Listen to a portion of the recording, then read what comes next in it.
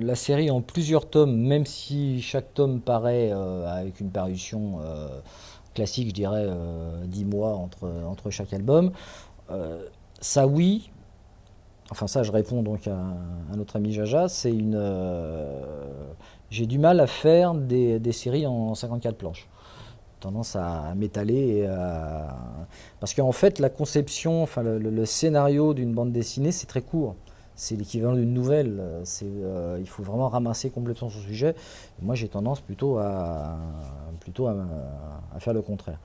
Après, dans un deuxième temps, l'idée de sortir des séries à parution rapprochée, ça c'est une autre manière de faire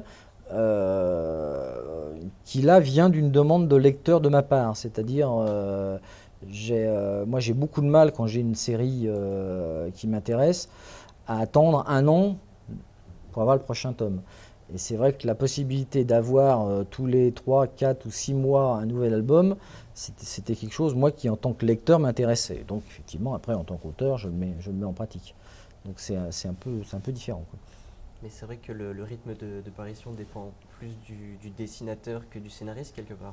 Non, ça dépend de la façon dont on travaille. On peut, d'ailleurs, tous les exemples de séries à apparition rapprochée on a deux solutions. Soit on a un dessinateur fou qui est capable de tomber en album en 3 mois. Ça, il n'y en a pas beaucoup, mais il y en a. Bon, il y a Igor Corday, effectivement, mais ça existe par ailleurs.